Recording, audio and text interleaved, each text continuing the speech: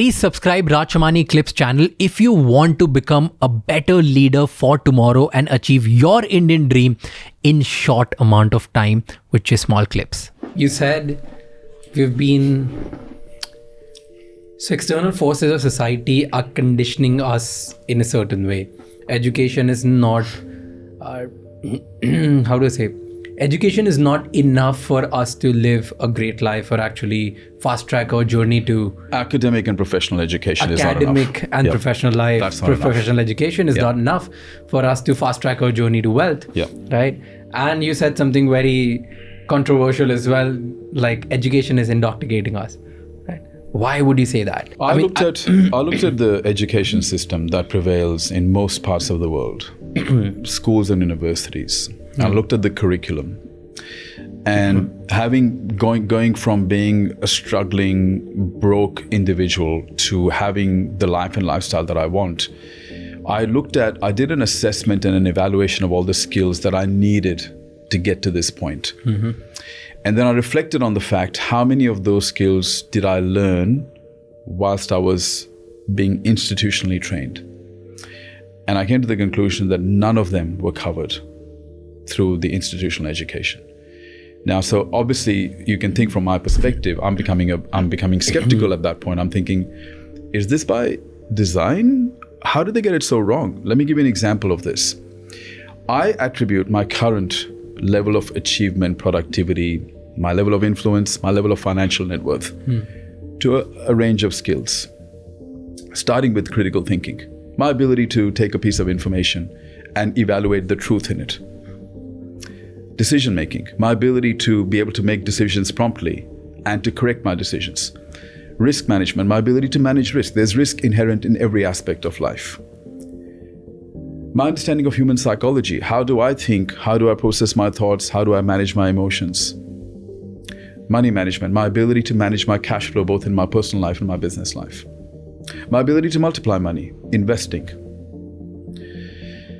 I look at my ability to market and sell myself, which is a critical business skill. Even as a professional, even if you end up setting up a law practice or a medical practice, or maybe set up an architecture practice or a financial planning practice, you still need to know how to market and sell yourself.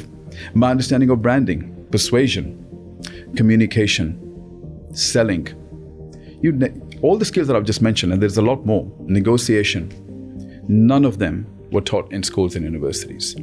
And it kind of makes you think, forget about all the financial skills. What about my true understanding of my spirituality, my energy system, my ability to create, how powerful we are as human beings?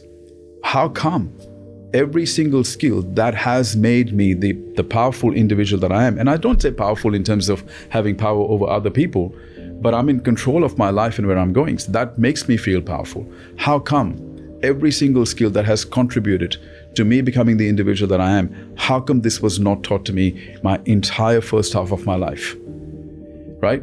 And so at least we have to ask the question. I'm not here to just criticize the education system for the sake of being controversial, but I think we need to at least start asking questions. Because the thing is, how come an individual knows the capital of Angola or the difference between bacteria and amoeba, but they can't tell you what their own values are, right? How come they don't know anything about managing their own money? How come they don't understand how the debt system works or the tax system works? How come? I mean, those skills are so incredibly important. And you also see a lot of professionals, they don't know how to manage their health, nutrition. They don't know how to manage their mental health. So we've at least got to ask the question. You see, the first response is people get resistant when I say this. I understand that. But again, that's an example of not having an objective view. You can't allow your emotions to get in the way. You see, the way you're going to fix a problem is by objectively assessing it. I'm not saying I'm better because I figured this out, but I figured this out because I was prepared to ask the questions. And that came at a cost, deep discomfort. So I'm just asking the questions here. I'm not saying that I have all the solutions here, but the reality is, until we understand the problem, the cause of the problem and the impact of the problem, we can't necessarily come up with the right solution. There is a problem. A very small percentage of human beings on the planet are leaders, are innovators, disruptors, creators, inventors, discoverers. A very small percentage of human beings in the world are healthy and fit and radiating with vitality. A very small percentage of human beings right now have meaningful relationships or influence and impact. A very small make a contribution. A very small are wealthy and can take care of themselves and their families for their entire financial lifetimes. These are facts. This is not me making this up. There are plenty of statistics that will back this up. I'm just interested in going, hang on, as human beings, we've had plenty of time to figure this out. We've gone beyond the industrial revolution, the information age. Here we are in the social/digital artificial intelligence stage, and we still don't know how to manage our emotions. We still don't know how to manage our money. We still don't know how to manage our careers.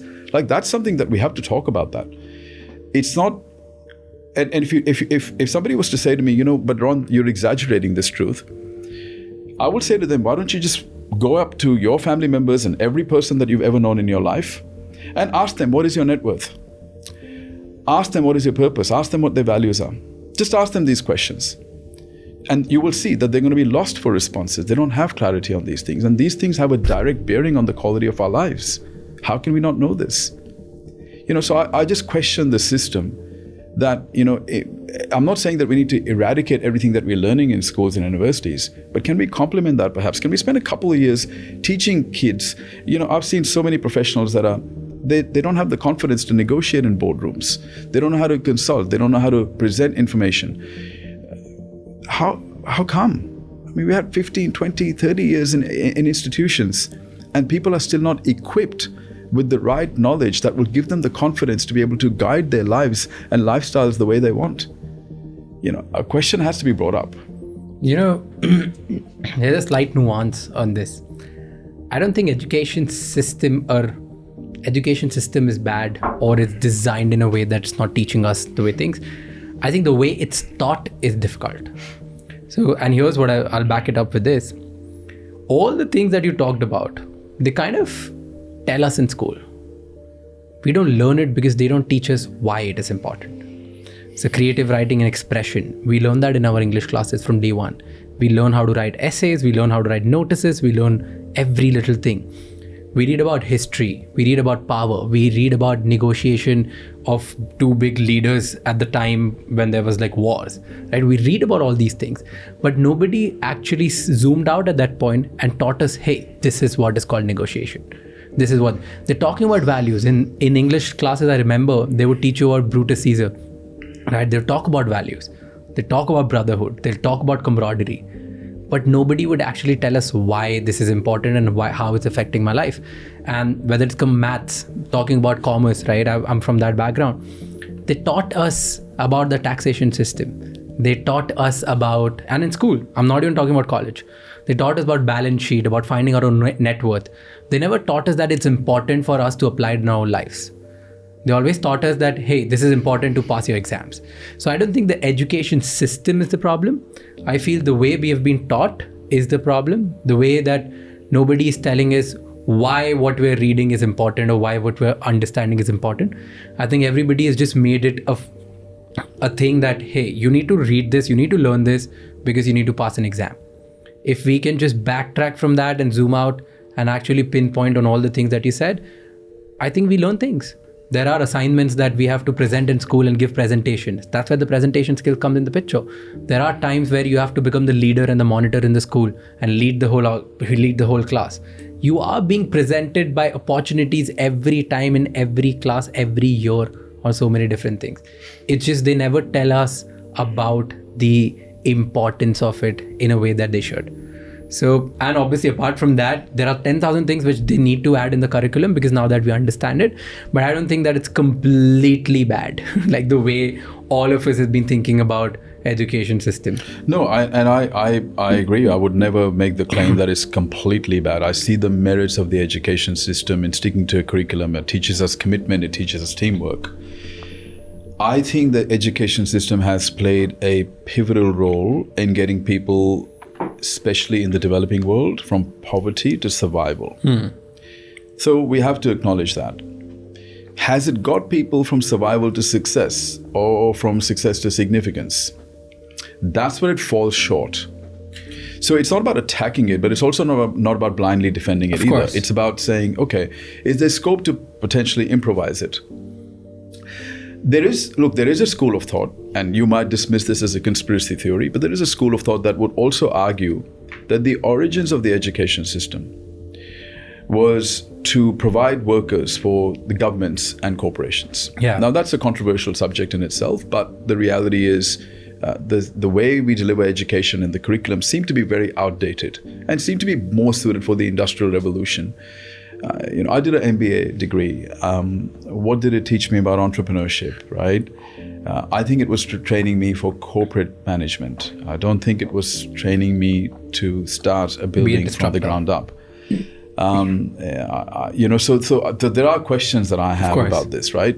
Now, I certainly don't want to have an extreme view on this, but I have skepticism around the fact that, if the education system has more merits than demerits, then we should have at least more than 50% of people inspired, living a meaningful life, being financially abundant. And in every area, you see people that don't do well, but the percentages are so damn low of people who are living that type of life. Thank you for watching this till the end. If you want to become a better leader for tomorrow, then subscribe our channel for more such clips.